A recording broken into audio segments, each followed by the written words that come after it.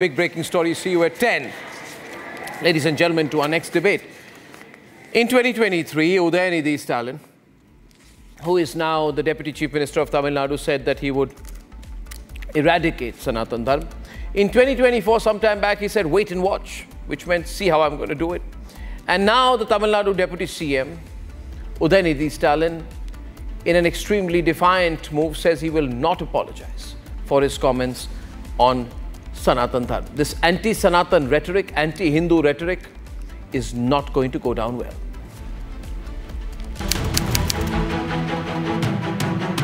சனாதன எதிர்ப்பு மாநாடு என்று போடாமல் சனாதன ஒழிப்பு மாநாடு என்று நீங்கள் இதை போட்டிருக்கிறீர்கள், இதை அழைத்திருக்கிறீர்கள், இந்த நிகழ்ச்சிக்கு பெயரிட்டீர்கள்.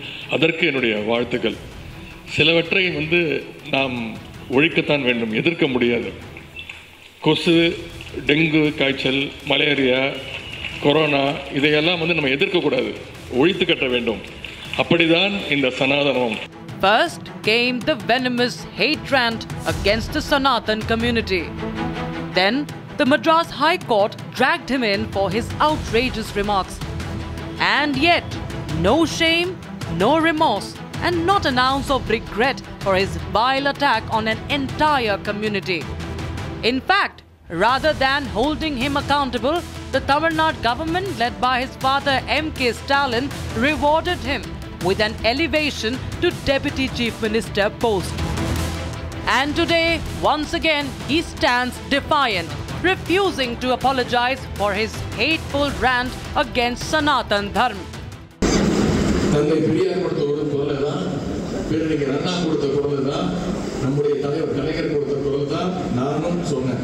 இதற்கு தான் நான் சொன்னதா பொய்யா திருச்சி என் மீது தமிழ்நாட்டில் மட்டுமல்ல இந்தியாவில் உள்ள பல நீதிமன்றங்களில் இப்போது என் மீது வழக்கு போடப்பட்டிருக்கு. என்னை நீதிமன்றத்தில் மன்னிப்பு கேட்க சொன்னாங்க. நான் சொன்னதுதான் நான் கலைஞர் பேரை எதற்கும் மன்னிப்பு கேட்க மாட்டேன்னு நான் நீதிமன்றத்தில் அந்த வழக்கை சந்தித்து கொண்டிருக்கின்றேன். Slamming the disparaging remarks, the BJP called out Indi's anti-Hindu hate. DMK के नेता उदयनिधि स्टालिन बोलते हैं कि सनातन बीमारी और सनातन के खात्मे के बयान पर वो कभी माफी नहीं मांगेंगे, चाहे सुप्रीम कोर्ट उन पर कार्रवाई भी कर ले। अब उद्धव सेना बताए हिंदुत्व और सनातन की बड़ी बातें करती है, इस प्रकार का कांग्रेस और डीएमके और सपा के साथ गठबंधन करेंगे। फिर आप हिंदुत्व के शेर नहीं, आप सेकुलरिज्म की और वोट बैंक की भीगी बिल्ली बन गए। But the nation is watching. How long will such divisive rhetoric be tolerated? How long will he continue to escape the consequences of his dangerous words?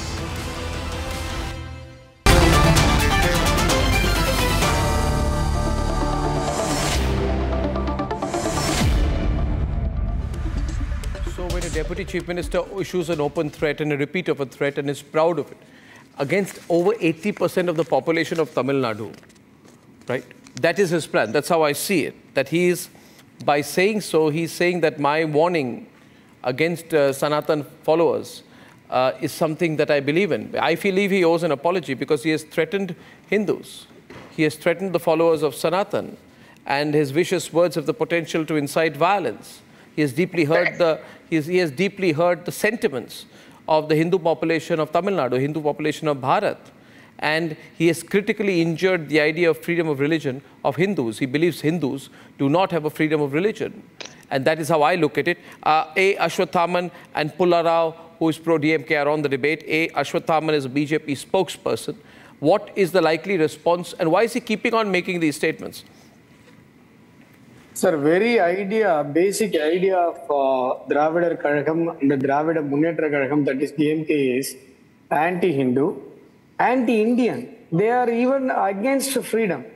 In 1947, they are asking that their leader E.V. Ramasamy asked British to not to give freedom to my area, means this Dravida area.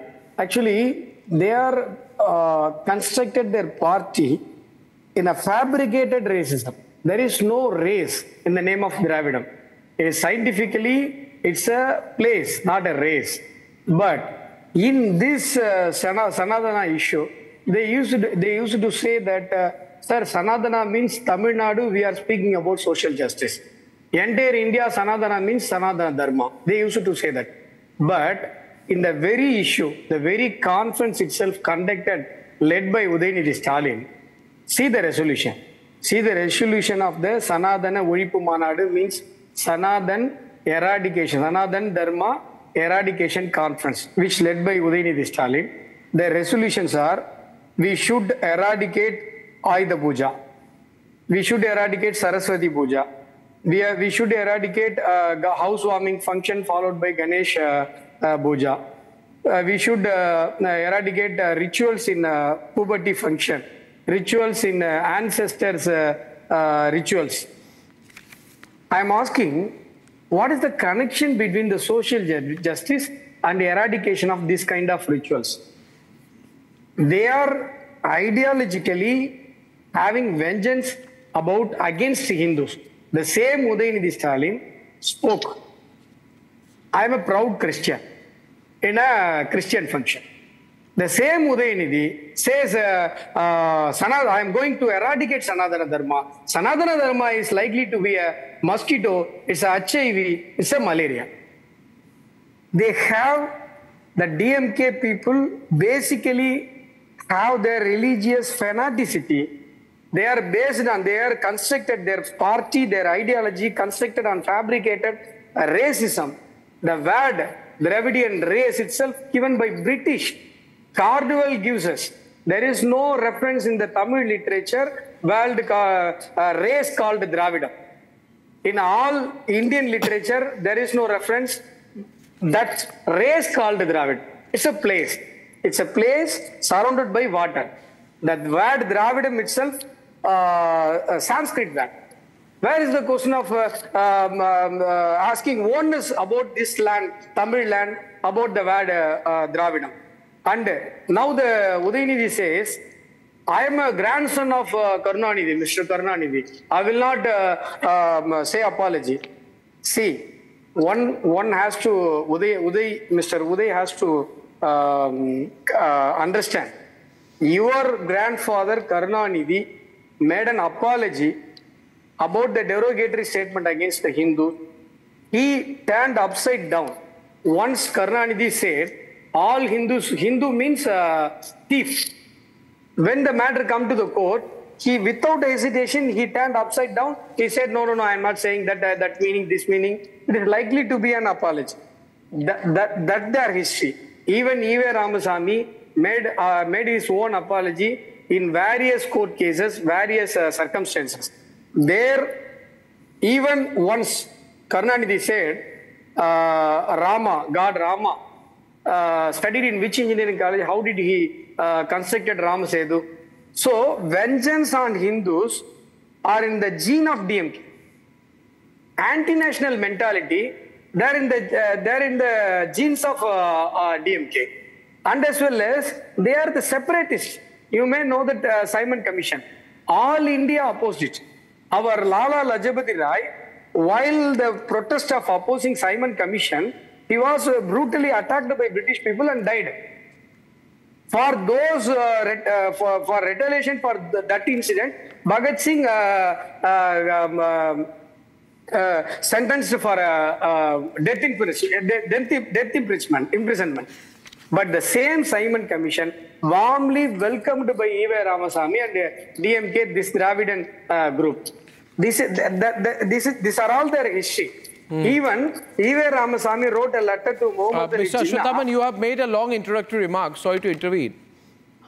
And, yes. And you have put a mix of a political and a historical and a cultural argument, which makes your argument that much more solid. The point is this, that he has now brought his politics down to this. He's quite clear. He's from a political family, right? He knows what he is doing. Right? And his father is chief minister, his grandfather was chief minister. He knows exactly what he's doing. And what he is doing is positioning himself as a prominent anti-Hindu leader. Anti-Hindu leader, which raises a question that is basically telling the people of Tamil Nadu to stop being Hindus, to stop believing in Hindu rituals, tradition. Now, he's a Christian. Nobody will stop him from going to church on Sunday. But what he's saying is that I will institutionalize anti-Hindu policies. I will, as Chief Minister, and he's holding a government position, Pulla Rao. It is very different if he's speaking in an individual capacity. He's the Deputy Chief Minister of Tamil Nadu is saying, I will eradicate Hinduism. That means he's taken a position on it and he's made the statement suo moto. No mic there, Pulla Rao, remember? No reporter asking a question. He's saying, I am Karunanidhi's grandson and I will not apologize for what I said about Sanatan Dharma, which means he's making Hindu phobia part of Tamil Nadu government policy. Now, Pulla Rao, I don't know if you're a Hindu, but how will Hindus feel about this, that our deputy chief, that the government is anti-Hindu? Well, if the government is anti-Hindu, then we are in a very, very, very worrying situation. See, first of all, you lauded the historical background which my good friend has given. History sometimes is just dredging back, going back and dredging out things which you like. You know, history is both ways. So what would you call the destruction of more than 1 lakh temples across India by the Mughal and other people from the Sultanate? Is that also irrelevant? Should we forget it? Condemnable. Why didn't they do anything at that time? Because we were passive, right? Yeah, exactly. Hindus are not passive now. Now, fair enough. Now, you know, we can make equal amount of noise. Let me come to what. You know, Udhayanidhi Stalin can defend himself. What would he feel if someone were to say that about his own religion? What would he say if someone were to say that about his own religion? No, you have given our friend 10 minutes. Let me have 2 minutes. No, but I have a question. How would you think he would react if someone were to say that about his own religion? Probably he'll do nothing. I don't know whether he's... Really? I mean, my observation is, see, religion also is a convenient cloak for politics for most people. No. Religion is... For you, religion may be a cloak.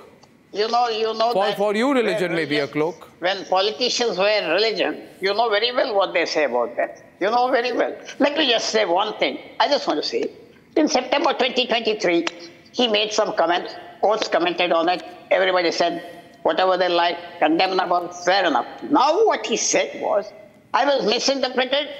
I only said the bad part. Rights for women, education for women, and casteism, which is what our constitution is saying, which is what every political party is saying today. You know, Nari Shakti. What is Nari Shakti? That's what he's saying. He's saying it in a language that he knows. Having come to that, he says I was misinterpreted. And then, you know, that itself is a great explanation. As an observer, I feel that he has clarified. He says, I didn't say that. They misinterpreted it. They dragged me to court. Now they say, I never said anything wrong. Now they want me to apologize. And they say, you know, I'm Karunanidhi's grandson. I'm bold enough not to apologize for something I didn't do. I think that you are trying to, you see, you are also part of the camp that is trying to misinterpret and misrepresent the world's most ancient religion as a bunch of irrational ritualistic activities. And I must say with the greatest of respect that you may know very little about it. The point is on a political point. On a political point. See, he is not a social reformer. He's been an actor. I don't know what history he has in social reform or what understanding he has of Hinduism. And my advice to Udhayanidhi would be that if you don't know anything about anything, don't behave like Rahul Gandhi and start talking. Best option for you, if you don't know anything about a subject, keep quiet about it. Now, second point. See, there's a history. You see, didn't T.R. Balu boast about demolishing temples? Would any political leader from the DMK like T.R. Balu or Udhayanidhi ever boast about demolishing church or mosques? But they boast about demolishing temples. Am I wrong? Did he not say, I demolished a 100-year-old temple, a Saraswati temple, I demolished a Lakshmi temple, I demolished a Parvati temple. All the 3 temples were in my constituency. It was on the GST road. I demolished the 100-year-old temples. I know how to get the votes. So you are linking breaking of temples to getting votes. Whose votes? The anti-Hindu group? Why do you boast about breaking temples? Did he not do that? You support that, Pularao? No, You support a political leader who comes and says, give me a medal, I broke temples? I don't. Then why is, no, my point is, I live in a secular country, so-called, where a lot of pseudo-secular people are boasting about breaking temples. Why are they boasting about breaking temples? If this is a secular country, that can't be allowed. If you want to talk about secularism, I'm ready, but this is not the issue. No, but Karunanidhi said, who is Ram? In which engineering college did he study? Yeah. Which year did he become a civil engineer? Where is this so-called bridge?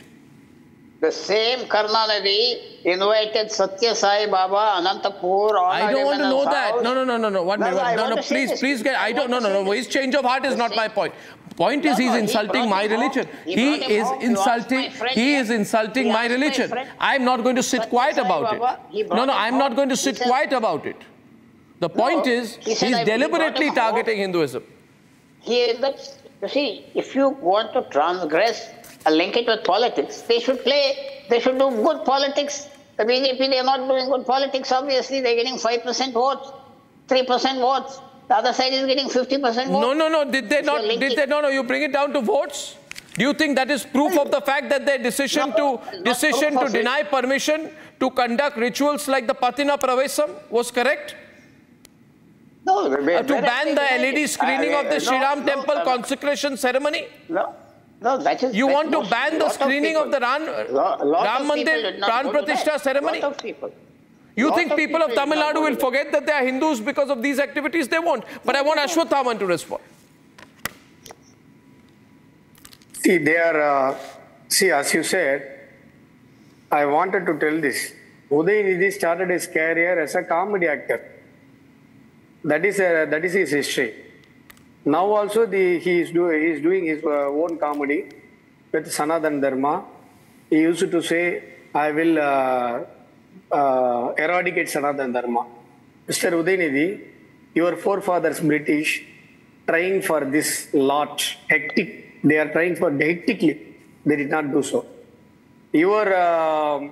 Mughals are not your forefathers, according to your ideology. But they are also tried. You are a small, very small, tiny object before Hindu Dharma, because Hindu Sanatan Dharma means it is Nilayanadhu. We used to say in Tamil. It's Sanatan means it's Sanatan. No one can question shake that. Even your forefathers, British, are not able to do so. Viewers. One thing, sir. Closing, not only Karunanidhi, sir, and as well as Stalin also used to say, reproaching Hinduism, reproaching mantras while solemnizing marriage, he given his fabricated, deformative, derogatory meaning to the Hindu mantras while solemnizing marriage. That is our, that is their well, there is a counter to this, and I can tell you, the counter to this is that there is very strong Hindu mobilization in Tamil Nadu. Very strong Hindu mobilization in Tamil Nadu that is happening on the ground. It has reflected in recent political results. It may reflect more in the future. Anyway, I thank you very much, gentlemen, for taking part in that 1 versus 1 debate and the big breaking story. Viewers, please remember, continues